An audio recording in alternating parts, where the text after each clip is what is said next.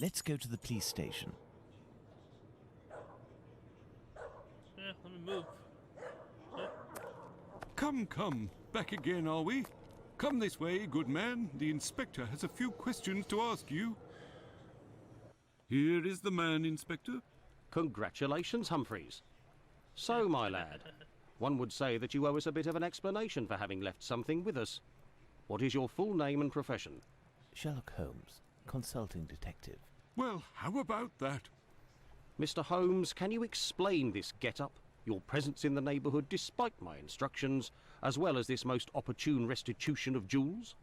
Firstly, I should tell you that not being under your command, I never understood what you said as an order, but rather as advice. I thought I would be wise to follow them to a certain extent. I intended to explain the stolen goods sooner or later. My presence here will allow me to fill you in on a few conclusions that... If it is in regard to the Whitechapel murders, it won't help us much. We have no doubt that we will be revealing the identity of the murderer to the people in the area in a day or two. Right. I'm impressed, Inspector, and I offer you my sincerest congratulations. Nonetheless, you should investigate a certain doctor. Listen, Holmes, let us do our work. You've rid us of a great pain in the rear end by finding those jewels for us. It's weeks of work that you've saved us. But I think you're a little underqualified for a case like that of Jack the Ripper. Until it's over, I demand that you do not set foot in the area. Is that clear? I take note of your advice, Inspector. You mentioned Jack the Ripper. Pardon me, but you know the name of the murderer? Oh, it's from a letter that the Central News Agency sent our way. It was written by the killer. And even if it can't be proven, it must be recognised that the signature is striking. This information is confidential, and I would ask you to keep it to yourself, Holmes. Can I have a little look? Out of mere curiosity, Inspector. Then I shall disappear. In that case, I don't see any objection. Thank you so much. Popped.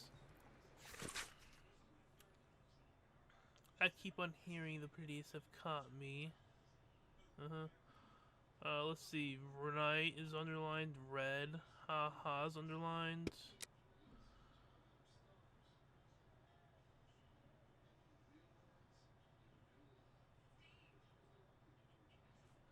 P.S. Good enough to point this.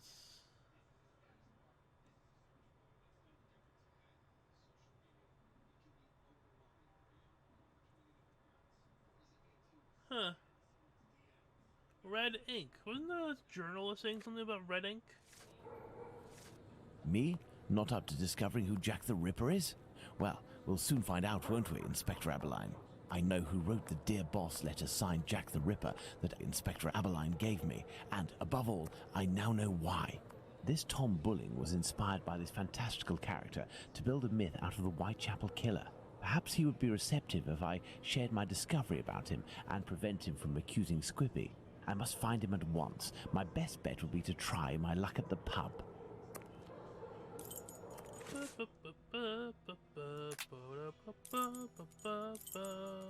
Ah, Holmes, I got your message, and here I am.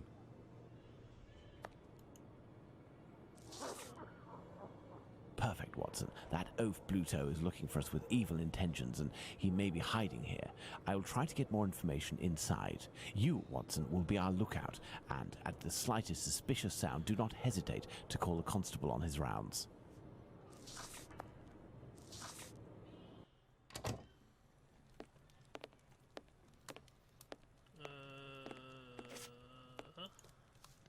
Good evening, Mr. Bulling. We know each other? No, however, I have some information that may be of interest to you. Talk, my friend. A pint for you if what you say is worth something. Does it have to do with the Whitechapel murders? Indeed, I know the identity of the man who wrote a letter to the police, a letter entitled Dear Boss, in which the author claims to be the Whitechapel murderer and is signed Jack the Ripper.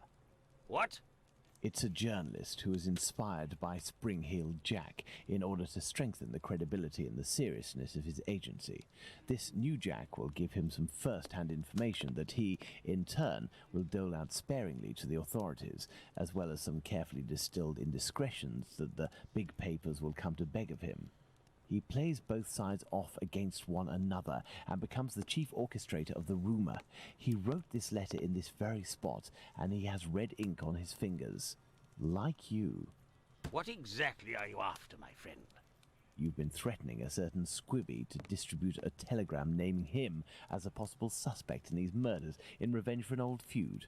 I would suggest you don't write this note and that you leave Squibby alone. I'd forgotten about the existence of that rapscallion.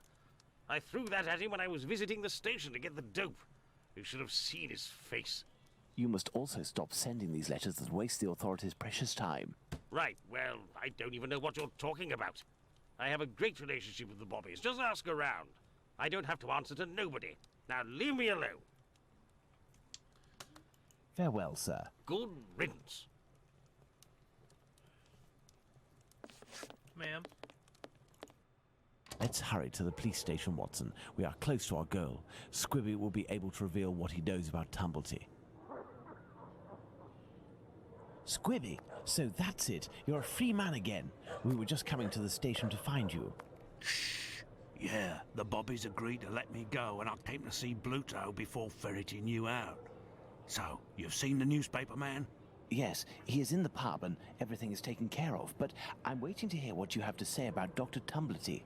Okay, but we have to be quick. One night, I goes to see Bluto in his hideout that ain't far from the boarding house where this Tumblety bloke has a room. I see him coming in too. He must have been on one real binge. To the point, the Tumblety fella was there, and he smiles at me, all nice like. He tells me he's a great Yankee doctor, but my business interests him. I'm interested, I tell him, but I'm not the type to just jump right in without getting to know a person, see? He invites me around to his room to talk business, just him and me. We empty a bottle or two, and all of a sudden, like, he wants to show me what he's got in this big trunk that he always carts around places. I just about vomited, see? In these jars, just like pickles, you know, there were pieces of meat. And he whispers that it's the lady bits of some old dames. He called them peckymins. I call them love killers, I would. Yuck! After that, he starts to go on about rich folk. They ain't nothing but dogs, and I won't tell you the worst of it. Then he comes all close to me and puts his sweaty hand on my leg. He was one of them types, not me. I don't wait a second before I give him a good thrashing, and I start running and let go of him, and he still wants to see me again just to talk business. But then I had to do time, so business. Do you know where he can be found? Why, ain't he in his digs? Maybe he got to liking life behind bars too. I heard that in some jobs there's a way to. Thank you for your information, and we'll meet again, my friend. Here is the sum I promised to get you out of London. Ciao, fella. I've just got a little score to settle with Bluto, and I'm heading for the country.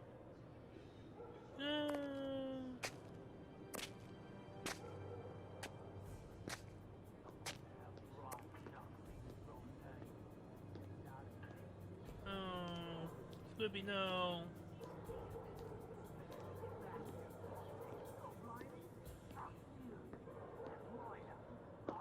Oh, that's Lipsky!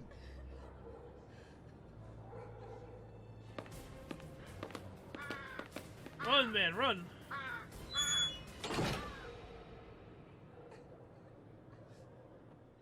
My dear Watson, we must strike while the iron is hot. We have avoided meeting Dr. Tumblety until now.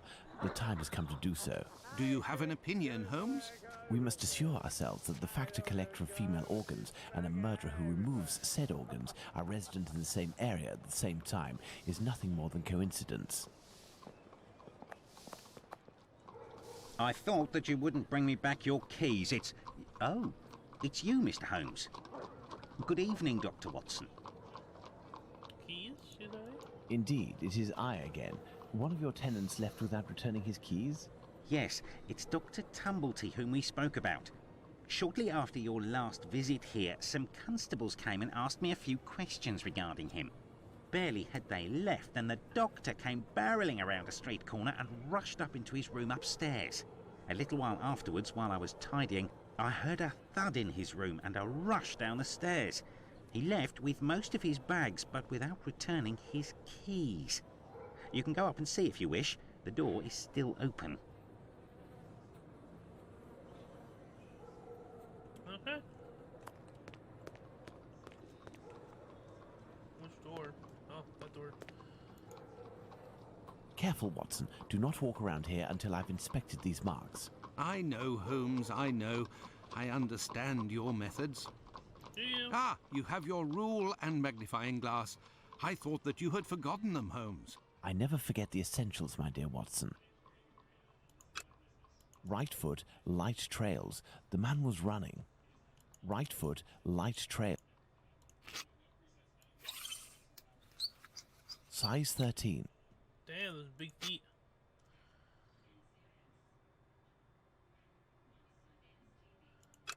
What's this? This isn't water. Going by its sticky texture and odor, I'd say we're dealing with formalin. These are the footprints of a tall man who had recently stepped in formalin and who left this room in a hurry. Well, can I walk on it and enter the room now, Holmes?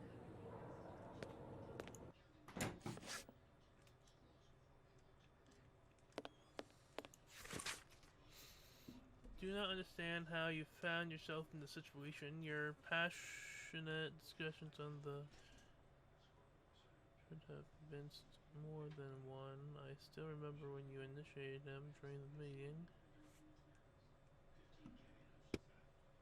If this letter is addressed to him, it would appear our doctor is a veteran of the American Civil War. Vicksburg is the key. Now, that is interesting.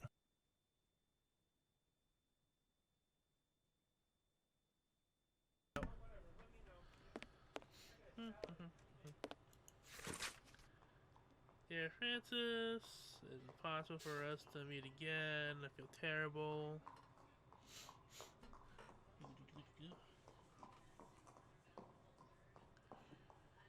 Scared.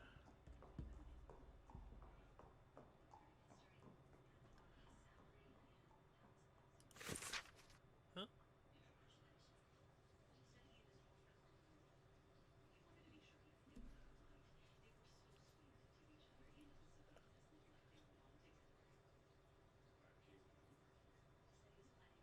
This Dr. Tumblety seems to be attracted to men more than women. That much is clear. Well, So, the doctor has a handgun, and he would use it to restrain young men, perhaps. That's fun. These footprints are the same as those found in front of the door. There are a few pieces of a large glass jar in this puddle. The man who left the footprints on the ground must have walked in it while fleeing. Is that what These I think footsteps it is? must be those of Squibby. He must have hit Tumblety, who dropped one of his jars. And he ran out. Elementary, Holmes. Perfect, Watson. Is that what I think? I don't want to know what that is. Going by its size, this enormous trunk must be a wardrobe. These brackets are rather unusual. What do you think, Watson? Let's see, Holmes. These are the names of the battles from the American Civil War. If you wait, I might go downtown and get food. Okay, let's see. Fort Sumner? Let's see. 5 latches, each fitted with a 6-number combination system.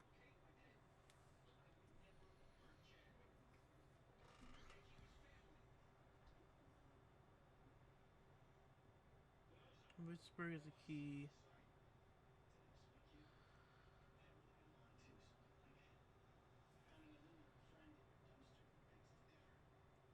Well, the dates are down here.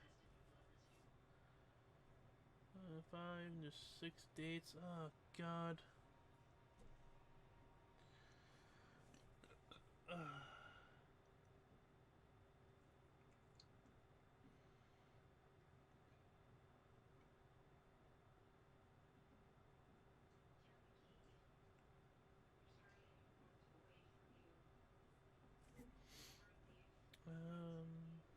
Pittsburgh is July 1st.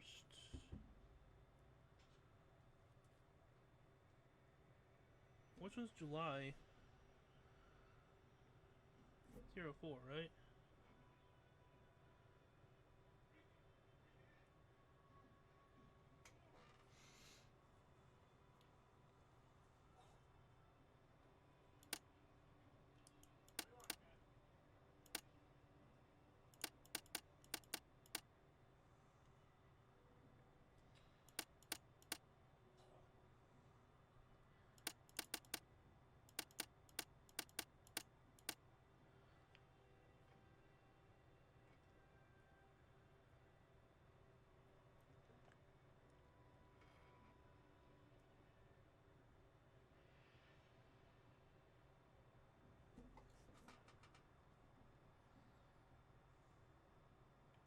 Okay, so then it's...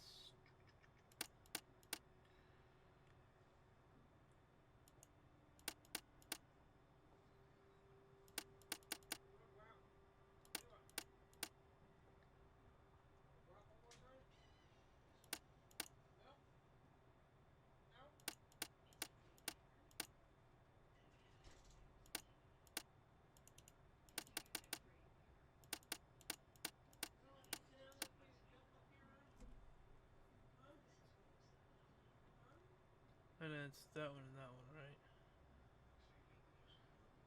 So... Oh, come on. There we go. And...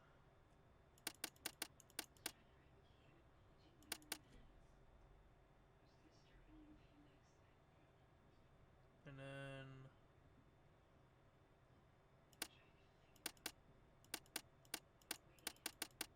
There we go.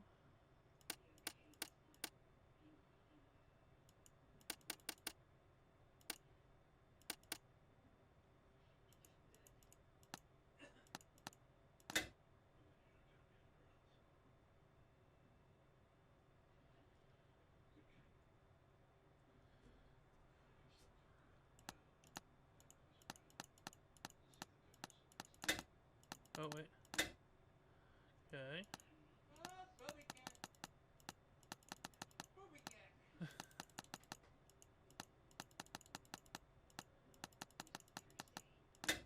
Uh-huh.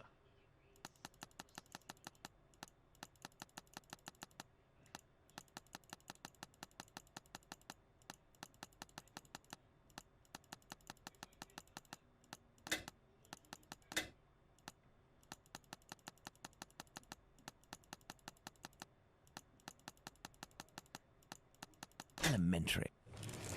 Hee. Oh. This is dreadful, Holmes. This trunk contains 4 jars in which organs are floating.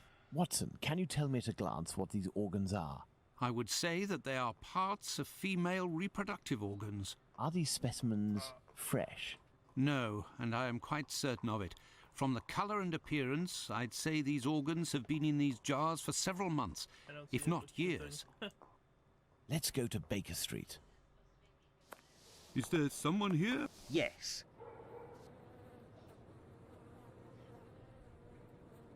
What's going on, Finley? You seem to be in a panic. The 2 police officers wanted to know if someone suspicious had entered here. The Whitechapel killer has struck again, and if I understood correctly, he killed 2 women in the past few hours. Where? Hey, I that's don't right. know. The police didn't tell me anything. Quick, Holmes, we must catch up with them. Certainly not, Watson. Mr. Finley, do you know if the doctor had any other pieces of luggage up there apart from this trunk? 1 or 2, I think. Do you take care of the doctor's laundry? My wife does laundry for the tenants once a week. The sheets likewise. Would you be kind enough to let us know as soon as possible if the doctor shows up again? Certainly. I'm just worried that he won't be back, you see, and I'm annoyed about my keys. Holmes, I don't follow. The Whitechapel killer is, at this very moment, very close by, and we are just staying put, twiddling our thumbs. The Whitechapel killer has always been nearby, and what will we do? Go back to the scene of the crime or crimes and mix with the onlookers and trample the crime scenes even more? No, our time will come. Let's return to Baker Street. Let's go back to Baker Street. Home, sweet home. We were less than 200 feet away from the first victim a few minutes before she was murdered. We might even have heard the murderer's voice, and we haven't done a thing for the past week. You're the one not doing anything, Watson. For my part, I have been working, and as you know, I've made good use of this week by tracking down and verifying all of the solid facts on these 2 murders to write up the notes that are on my desk, read them over again and try to gain a bit of perspective.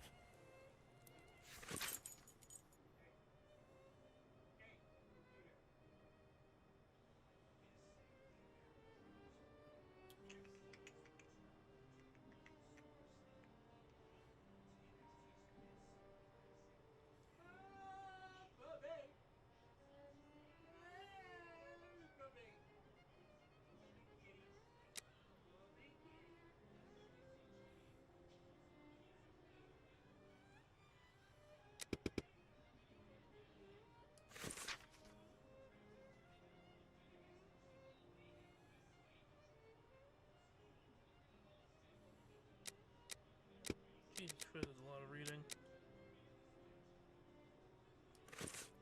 I have read and reread them. But give me something to do then. A task where I can get stuck in, because... Find me a slaughterhouse that will give us exclusive use of its block for an hour. And find me, in your opinion, which common animal shares the most characteristics with humans from a physiological point of view. Pigs? Pig? I don't Yeah. even know why I asked that question. Pray, find a dozen fresh pig's heads, Watson. Not big heads, I prefer small ones. Sows? That's it, Watson. As soon as you have done that, let me know.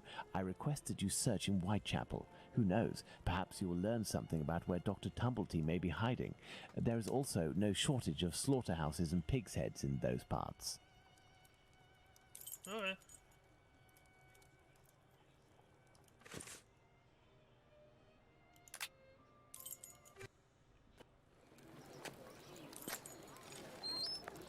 Top. Oh, hi. Good evening, Lucy. But is something wrong? Good evening, Dr. Watson. Yes, Oh, it's my yeah. uncle. He's no longer with us. Yeah. Please accept my condolences, miss. Thank you, Doctor. But why are you here? Can I help you? Should have maybe warned her. Oh, well. My request may sound rather strange, but do you know if there is a butcher's or slaughterhouse in the area where pigs are killed? Yes, Fletcher's the man. He was a regular client, owner of a little butcher's shop not far. But Miss Bella didn't want him to come, as long as he didn't treat his awful sickness. Can you point to his shop on my map? Certainly. Thanks. Do you know anything about the two latest murders? Oh, goodness me, no. All the girls in the neighbourhood are terrified. Who will be next? That's what everyone is asking. Goodbye, Lucy. Until next time, perhaps, Doctor. Hey, butcher shop. Barber shop, pet shop. Ah, there's Fletcher's butcher shop. Well, someone's drinking early. Closed due to illness. If the proprietor is ill, the butcher's block is probably not being used. Perhaps I can use it. Now, where could a sick butcher have got to? Maybe the hospital right next door. Yes, if Fletcher is ill, he should be here.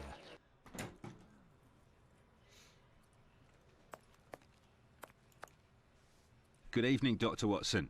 Good evening, Dr. Gibbons. I have come to see you because I was wondering if, by any chance, you happen to have a patient by the name of Fletcher, a butcher who would have relinquished his shop due to illness. An illness caught during nocturnal encounters, if you catch my drift. Fletcher is one of the regulars at the clinic. Mercury treatment against syphilis. A night with Venus, a lifetime with Mercury. He left London a fortnight ago for the fresh country air. Why is he of interest to you? Oh, no reason. I'm more interested in using his shop, only for an hour or so. Would he have left his keys with family in the area? He has none left, but he must have left Hardiman, the cat's meat seller, to oversee his shop. They're in business. They're good friends. Do you know where he can be found? No, but wander around the neighbourhood and listen for his Beep, beep beeps. He often passes in front of the clinic. Besides, Okay.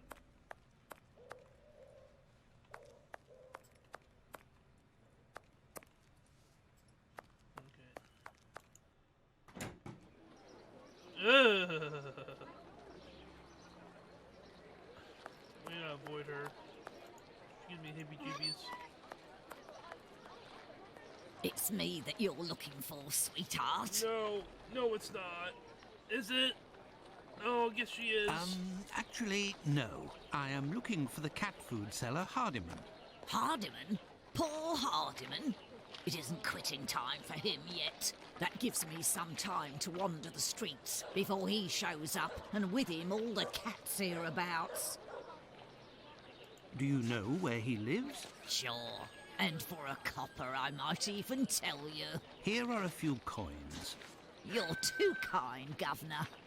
Well, these days I knows that he lives with his mammy on Hanbury Street, in the same place where Dark Annie bled to death. Why did you call him poor, Hardiman? Bah! He's in grieving, of course. Just a few weeks ago, he lost his wife. And 3 months before that, his girl, poor fella. He was in tatters. Even came to cry on my shoulder, believe God, it or not. That must be real desperate right there. Oh, God. Well, I must leave you. I must go to Hanbury Street. Is it marked already?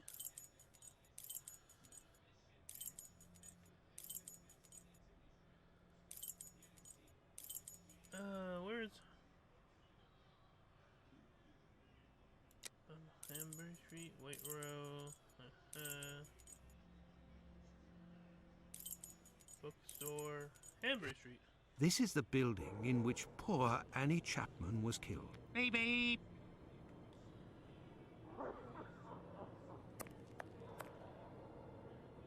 She looks dead. Beep beep. Hello, are you Mr. Hardiman? That's me.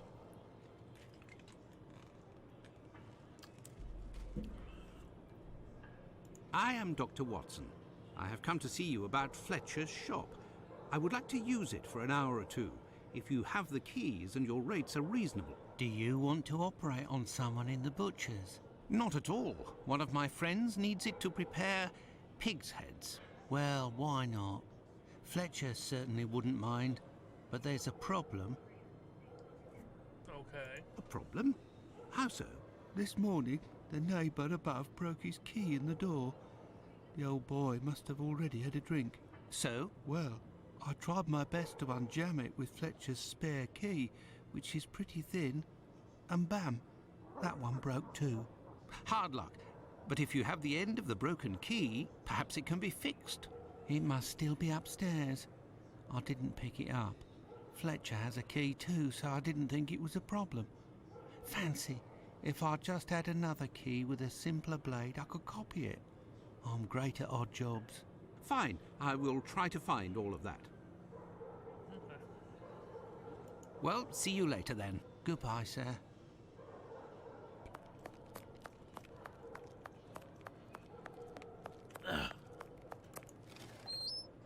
Here we go. Fucking A.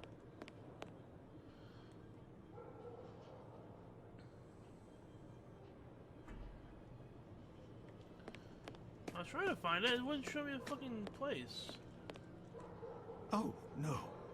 But what a... Ah, how dreadful. What? Kebabs, the same as Hardiman's. So he prepares his meat here.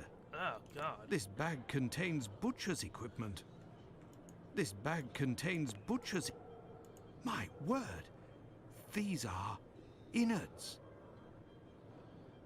It's Hardy this whole time. Where can I find a key with a simpler blade? On a worthless door, perhaps.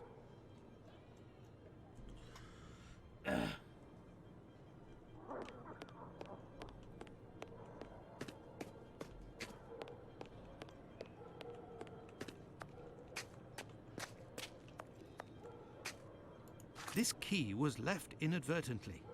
Indeed, there is nothing terribly precious inside. But what a stench!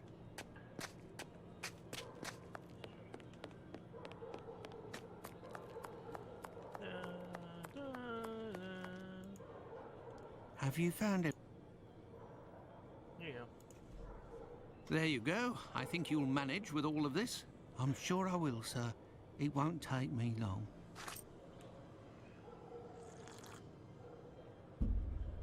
Okay. Say, I think there's some of your business upstairs. Oh, you're right. I ain't had the time to sort it out. Sometimes I'm in such a hurry to prepare my meat that I forget to clean up. But why do it in the stairwell? Offal bleeds bucket loads, they do, as you've seen. Now, why would I do that in my own lodgings? Ah, of course. But what about your poor neighbours? They owe it to me, all the times I've helped them out. And I don't have a shop either. Why don't you just use the other place while the person's not there? Say, you sell animal meat, isn't that right? Would you know where I could find a dozen small pig's heads? The guy who gets me my offal should have some. I'll pay your day's wages if you meet me at Fletcher's butcher shop in 2 hours with the pig's heads. Here's a little advance. I'll do my best, Doctor. The caretaker of another building told us that the place where your mother lives has a reputation for facilitating prostitutes' activities. Is that true? Sure, the doors are never closed. They come through here like it's Paddington Station. By the way, I heard about your loss. My condolences. Ta, sir. I saw them die slow deaths. My little girl, her face was eaten by the disease. Thank you, my friend, and please forgive me for bringing up such painful memories. Go, I must do my rounds, and I will look for what you've asked for. As for me, I will go and find Holmes, and we will go to the butcher's together. Let's return to Fletcher's butcher shop. Nope, okay. Your heads are on the block inside. Say, you wouldn't be the same chap who bought my whole load the other day? It's possible, but if you want to continue to do business together, you mustn't speak of my presence in the area to anyone. Don't worry, my lord. I'll be as quiet as a church mouse.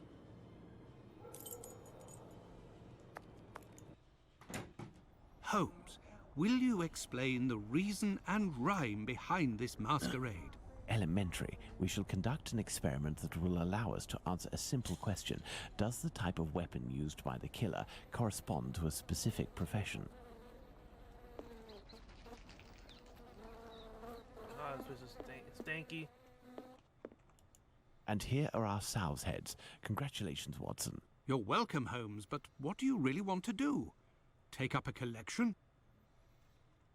Ew. I need something. There is nothing further to find in this room, What? This wheel is broken and prevents the door from sliding. Okay. This wheel is broken and prevents the door from sliding.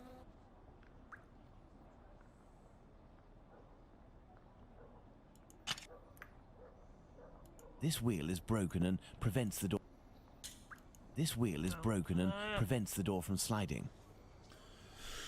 Okay.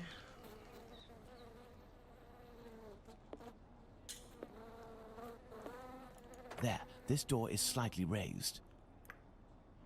There is nothing further to find in this.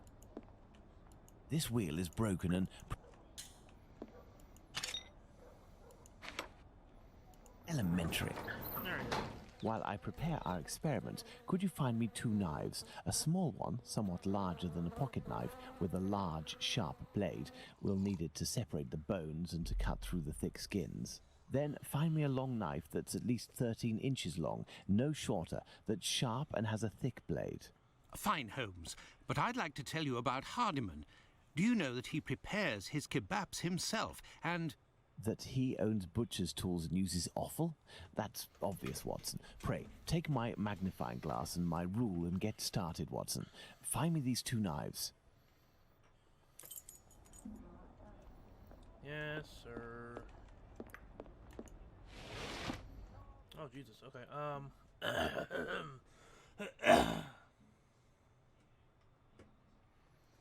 I need the long knife. With the rule, I must find a... Yeah. Oh, wait. Size, 13 inches.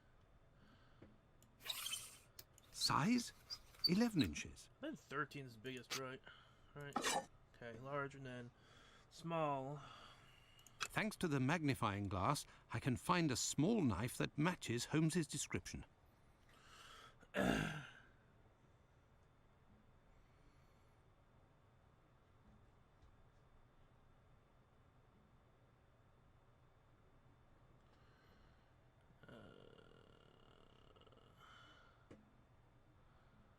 That's sharp. That's pretty sharp too. Like, what am I looking for? Like, how do I tell which one's the smallest, sharpest one?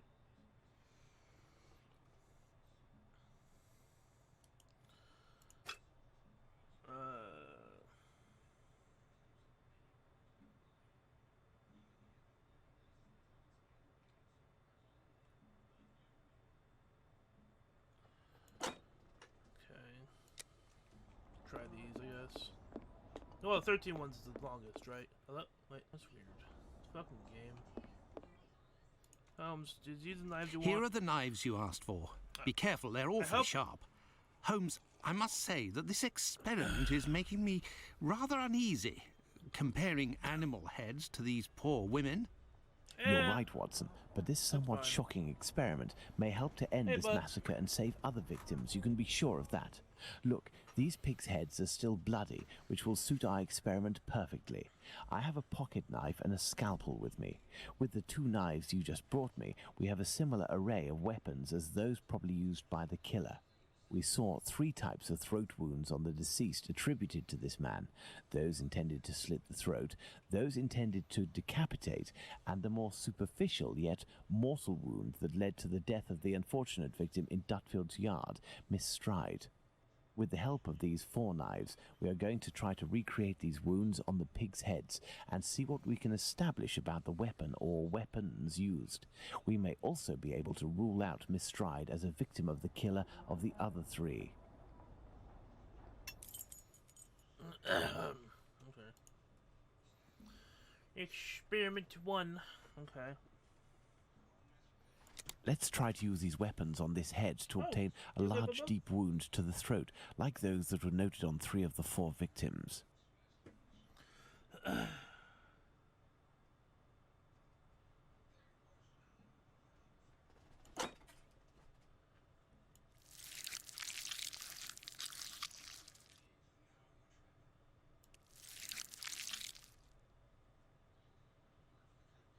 This little knife is very sharp and has a very wide blade. That doesn't look like it. Well, kind of.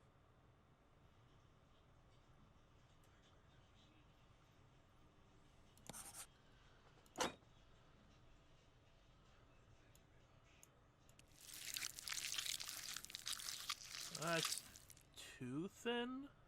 This pocket knife is very sharp, but its blade is too thin. Yeah, well, I just said scalpel. That's way The too wound thin. is too shallow. And then... That's jagged enough. Look, Watson, this knife easily penetrates the flesh. Elementary. Okay. Close, reset.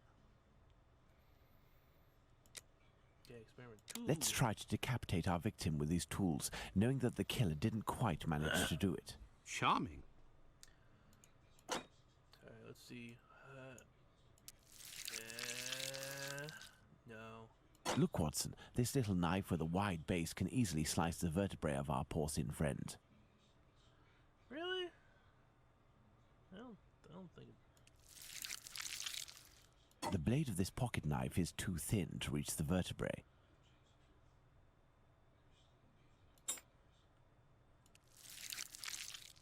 With a scalpel, the wound is too shallow.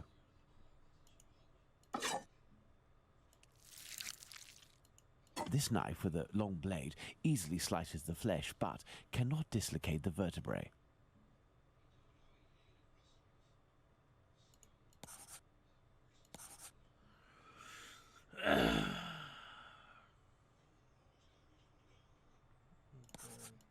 Elementary.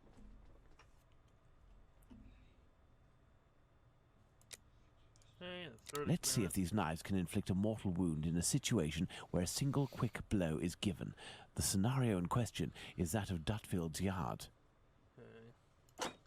Huh. Huh. No. Huh. In using the cutting edge of this pocket knife's blade, I can scrape the skin. Look, Watson, the blade sinks easily into the flesh.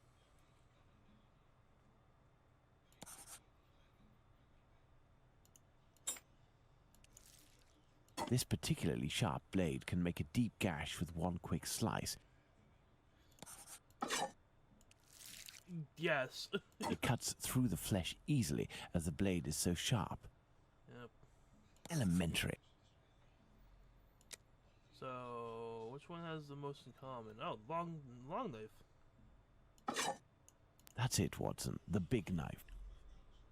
With respect to the opinion of the medical examiners who noted that a butcher's knife with a long blade would have caused the eviscerations on some of the victims, we can assume, Watson, that he only used this type of weapon as it is capable of inflicting all of the wounds displayed. Furthermore, the Dutfield's Yard murder remains attributable, for the moment, to the Whitechapel killer, if we are able to explain why the murderer used his knife in a different manner. Why not go there now? We will try to reenact the killer's actions that night. Our first objective will be to clarify, one way or another, the statements of Constable Smith, as well as this Hungarian by the name of Schwartz. We must also try to find out more about the International Working Men's Educational Club, underneath which the murder took place, perhaps at the Wasp's Nest. Yes, let's go to Dutfield's Yard or wherever, but quickly. I am in urgent need of fresh air. Let's go to the Wasp's Nest.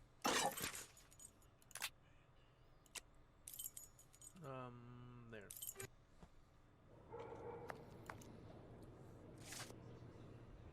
Don't forget that Bluto may still be hiding here.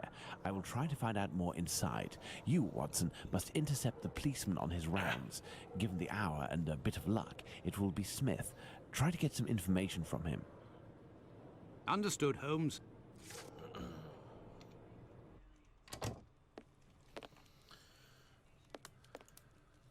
Hello. I know you. You're Squibby's guardian angel. You weren't dressed the same last time, but I don't forget a face. No hard feelings, huh? Join me in a glass? Your Jack the Ripper is on everyone's lips and written in all of the papers. You must be awfully proud of yourself. You have skill, that's for certain. It's a shame you use it to mask rather than discover the truth.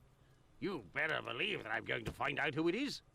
I got a hold of old Schwartz's interpreter. You know, the Hungarian who saw Liz Stride get it. Doesn't speak a word of English. And when he went round to the station, another Jew went along to interpret. I found that bloke, and he repeated everything that had been said at the station. It won't be long before I find these fellows. Why do you say these fellows? Were there several of them? Do you not read the papers, or what? Well, given the rubbish that you read sometimes.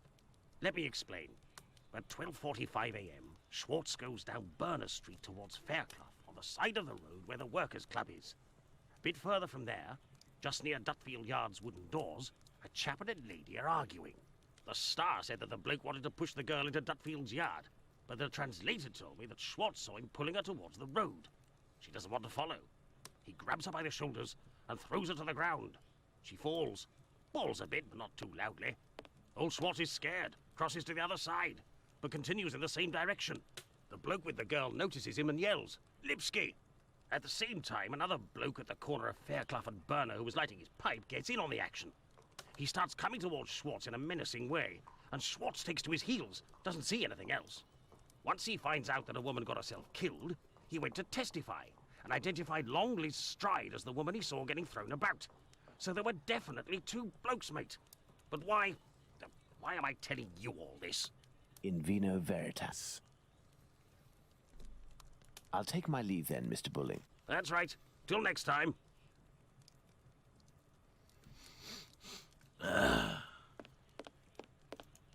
I'm missing some information. Missing some information? Who am I supposed to talk to?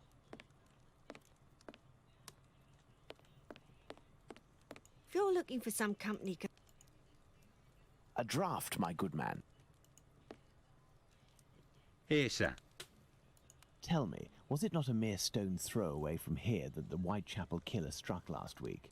That'd be Jack the Ripper, that's his name. Slit the throat of a working girl in a small courtyard over there behind them big wooden doors. Below the Workers' Club? The very spot, below Lipsky and Co. I wouldn't be surprised if Jack was one of them, if you catch my drift. Lipsky and Company. Do you mean to say that someone called Lipsky runs this club? Nah, it's just that it's full of Jews. In Whitechapel, we call them all Lipskys, like that Lipsky who killed that girl in Batty Street last year. Oh, really? Last year, a Jew named Israel Lipsky killed a lass who was 6 months pregnant by making her drink acid. One trial and one protest by rabbis later, and he was hanging. By those who don't much like him, the Jews are called Lipskys. Is the term Lipskys used to refer to the Jews in the area, and is this club frequented by Jews? You got it. Socialist Jews even. They spend their evenings hollering, singing. I've seen them spitting on the bosses. Lipsky and Company. Oh, really? Last... Is the term lip... You got it. Okay. And you know the victim? No more her than any other. The working girls don't drum up business too much in this street. They need a reason to end up here. Very well. Goodbye. Cheers. First and foremost, I must find P.C. Smith. Good evening, Constable. Good evening, sir. I am Dr. Watson. Would you happen to be P.C. Smith, the man who patrols this beat? That's me. And you work with the famous Sherlock Holmes, don't you? What can I do for you? I believe you were on duty the night when the murder took place here. You would certainly be able to confirm a few details, such as the time of death that the medical examiner gave. It's just that I wasn't there when the body was discovered. I don't think I can help you. But I was told that you had seen the victim that very night. Indeed. But it was before the murder. I saw her, not far from here. She was talking to a man. It was around 12:30 or 12:35 a.m. Oh, man. What did this man look like? I only saw him from behind, really. He was wearing a short black outfit, a small felt hat like a cap in a dark colour, and a white collar. He seemed to be a respectable type. He was carrying a packet in his hand, wrapped in newspaper, about 18 inches long and about 6 inches wide. His outfit reminds me of someone that I know. Was he a large man, on the older side? I don't think so, no. Even though I only saw him from behind, I would say that he was barely 30 years old, or even less. How can you tell say from behind him? 28, or even less. How? 26 years From old. behind? And 5 foot 8 inches tall at the very most. He had a small dark brown moustache and an olive complexion, I would say. From the back. But once again, I only caught a brief glimpse of his face in three-quarter profile. Nobody else saw this man? I discussed this previously with Mr. Eagle, the president of the Workers' Club. That night he returned around 12:40 a.m. to the club. He used the passage through Dutfield's yard to get into the club because the main door was locked. He can attest that he didn't see anyone else in the passage at that time, but wasn't really paying attention to who else might have been in Burner Street itself. He was listening to the song coming from the club. In short, no one else saw him. Well, thank you for having satisfied my curiosity, my friend. A fine evening to you, Doctor. Down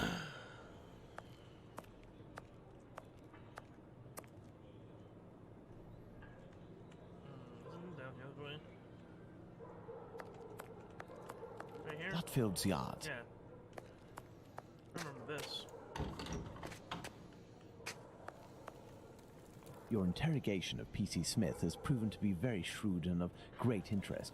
Thanks to the information I've managed to gather and that you were able to read in my notes in Baker Street, Watson, we can recreate what happened that fateful night at this location, Dutfield's Yards to be precise, the site of Liz Stride's murder. Okay. Midnight. End club. Midnight? Midnight was right here, right?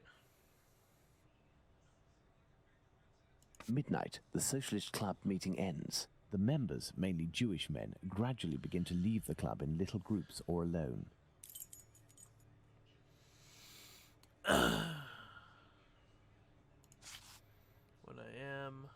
1 a.m. Mr. Diemschutz wants to enter with his cars, but the pony refuses.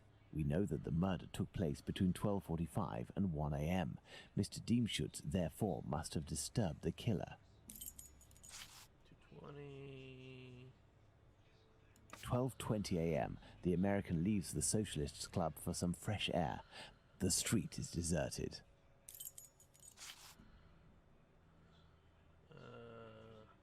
12:30 to 12:35 a.m. Smith notices Liz Stride talking to the man with the package. 12:40 a.m. Eagle, the president of the club, enters the Workers' Club via the passageway through Dutfield's yard. He passed through Dutfield's yard. If Liz Stride had already been killed, he would have had to walk over her. The murder, therefore, had not yet happened.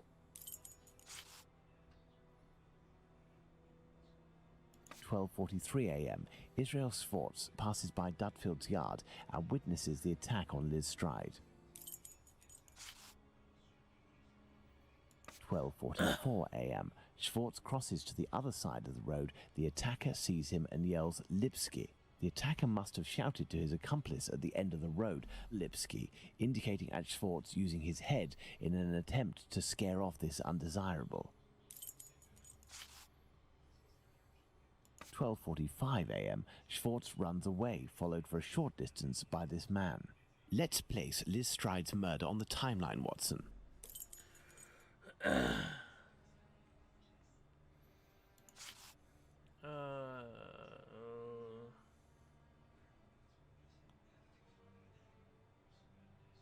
12:45 to 1 a.m., the murder of Liz Stride. It took place in this very spot, as the traces of blood were very confined.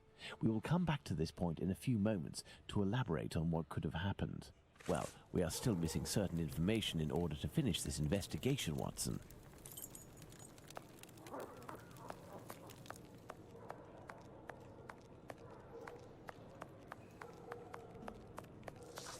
Oh, there's a murder scene. Watson, imagine the victim laid down there on the ground. Okay, bloody hands. Her right hand, it is bloody, as is her wrist.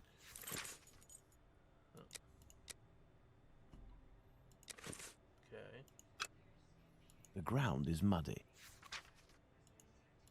The throat, there is but one clean cut, slightly slanted downwards. Her left hand, it is closed around a bag of pastils. Her knees and dress, they are clean. Okay.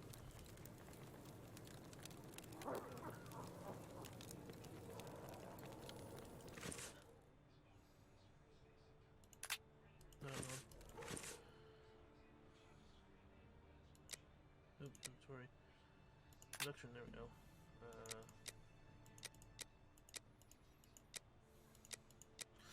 Okay, the knees and the bottom dress are clean. At the front are clean. The ground is dirty. She fell backwards.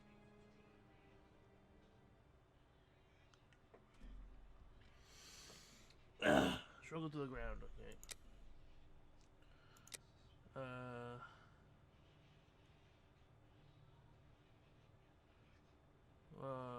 Skill laying down.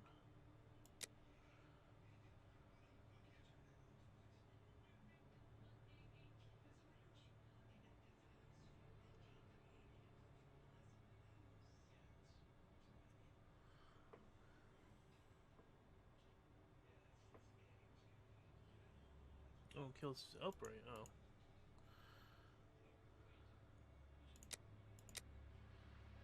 Oh, to kill. No, I gotcha.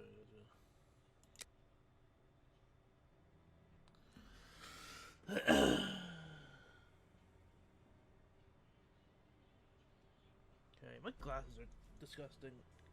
Give me a second. Okay, so the wound to the neck was clean, starting from the right to.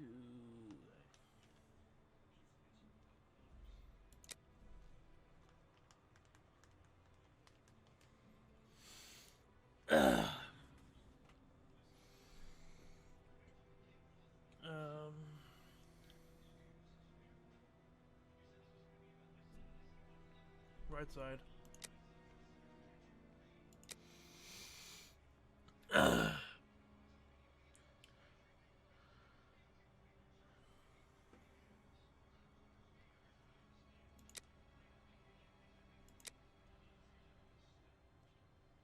Struck from above? From his height, probably. Yeah, from his height.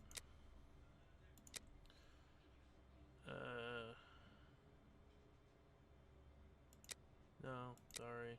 Same height? No, shorter. Well, something around here is fucked up. Okay, what did I do that was wrong?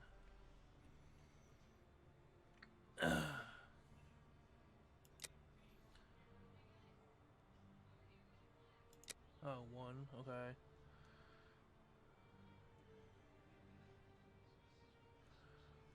Alright, so same height. Nope, well, something's still fucked up. Okay, checking the thing. Oh, it didn't struggle to the ground, sorry. Didn't struggle to the ground. Victim was upright.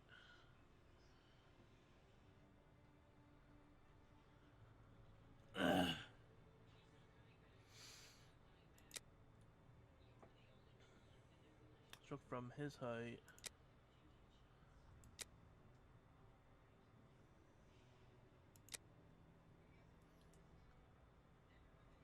Okay, I don't know why that's telling me it's wrong.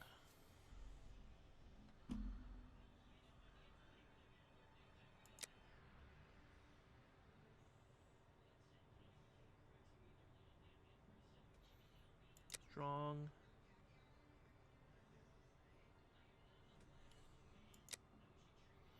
Right-handed. Strong man. Why is this wrong? Killer's probably the same height. Okay. The murderer was standing in the moment of the mortal blow. The victim was upright. Was killed upright. Victim didn't struggle to the ground. Struck from his height.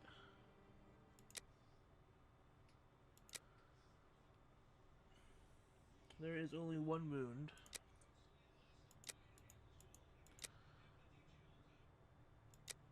Oh, I had that selected before. What the fuck? Whatever. Bloody hands and wrists. And slit. Drill nose, no. Per hand or throat.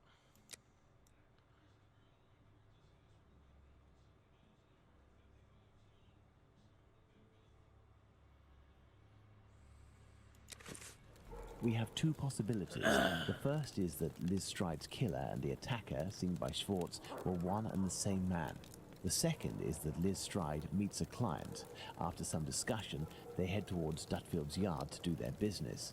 As soon as they arrive, the attacker appears while his accomplice keeps watch. Schwartz's arrival dissuades the two men from lingering. They leave the area and leave Liz Stride in a tense state, but glad to have kept her client. He will be the murderer. Both hypotheses are possible, but an incongruous detail will serve to corroborate one of them. An incongruous detail that we were able to establish regarding the Hanbury Street murder. Which one would that be, Watson? Look at the victim carefully, Watson, and tell me the link between the murder of Liz Stride and those of Nichols and Chapman.